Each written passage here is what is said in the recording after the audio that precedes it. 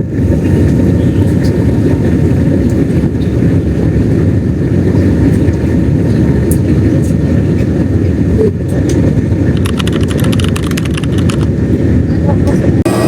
welcome to Hong Kong.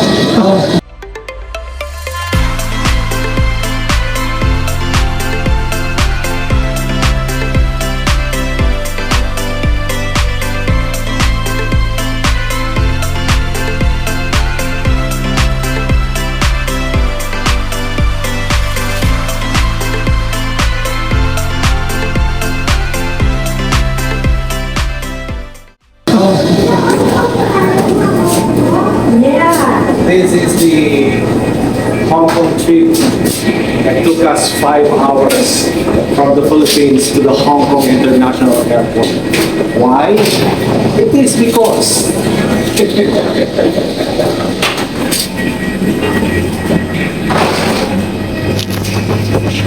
Hong Kong. How are you? It's a very bumpy ride. Dapat ang alis namin is 6:20 pero nakalipad kami ng 9 o'clock kasi ayaw paliparin yung aeroplano namin kanina dahil kumikidlat daw na nagpapaputok kasi sa labas eh. Ang kagandahan pag medyo delayed ng flight may libreng seat. Uy, bago ka naman binigyan ng ganyan. Ito, batin mo yan.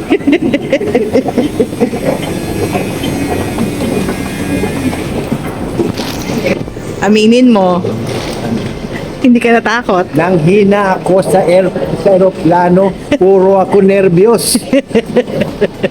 Nakita kita. Ang bihira. Nakita kita. Yung bukukan. Gusto ko nang magpinat-pinat. Nakaka-nervyos. Halos buong biyahe maalog. Hindi nawawala yung fasten seatbelt sign.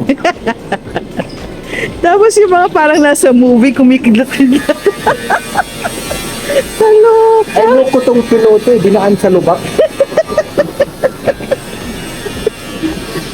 Kaya, immigration na tayo, mamaya na ulit ka.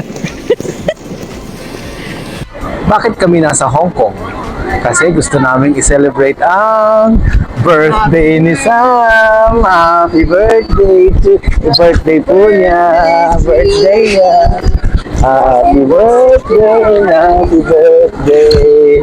Happy birthday to you.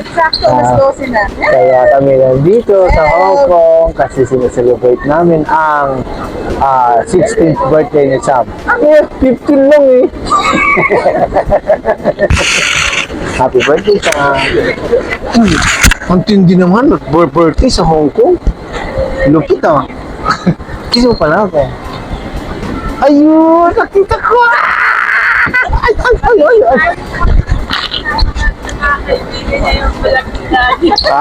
Ano? Sabi niya magiging mais na ako sa vlog ni Daddy kasi pinapanood sa mga kaibigan. Sige na. Ang gagawin natin ngayon, punta tayong 7-Eleven. Kasi para may barya kami pag sakay sa tapas. And we are here in Hong Kong.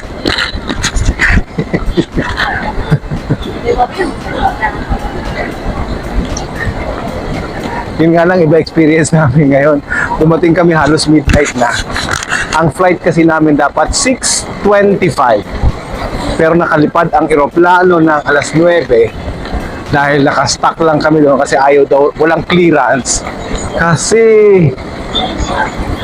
makidlat. So, nung may clearance na, lumipad na yung eroplano. Yun naman, malwak.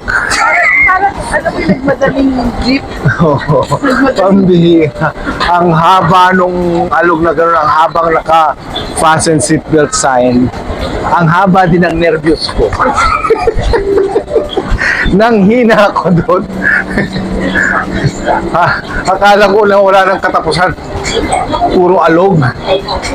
Pero we thank God na dumating kami ng safe. And after mga siguro 1 oras o 45 minutes na puro ganon, then naging okay na yung ano. Kaya dito na kami ngayon sa 7-Eleven. Okay? Sige.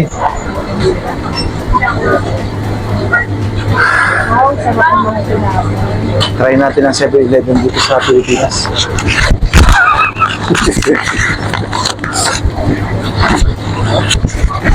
Magano lang kasi meron akong malaking pera. Oh. Ang laki ng pera ko eh. Siyempre hindi naman tatanggap ito sa bus ng gato kasi sa bus dito hindi nanunukli. Ayaw naman namin mag-trend. Kasi pag trend sobrang bilis dito namin mabagal lang. Mura.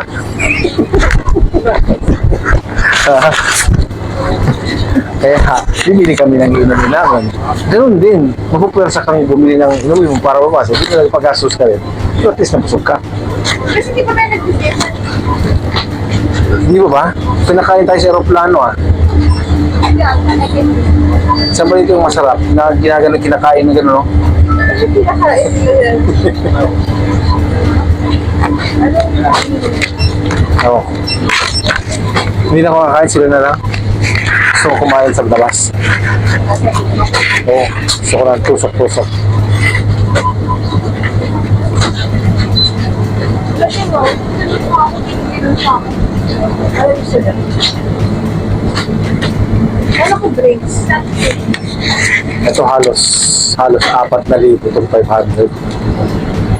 Kasi 7.95 95. sa Pilipinas. Ano sa? Drink. Ayan na ang bus namin, ang A11. So kung sa Causeway Bay ka sasakay, ito na yung pupunta, ito na yung sasakyan mo, A11.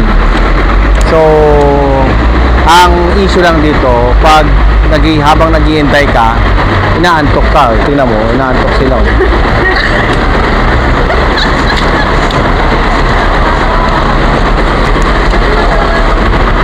So sa car park ko,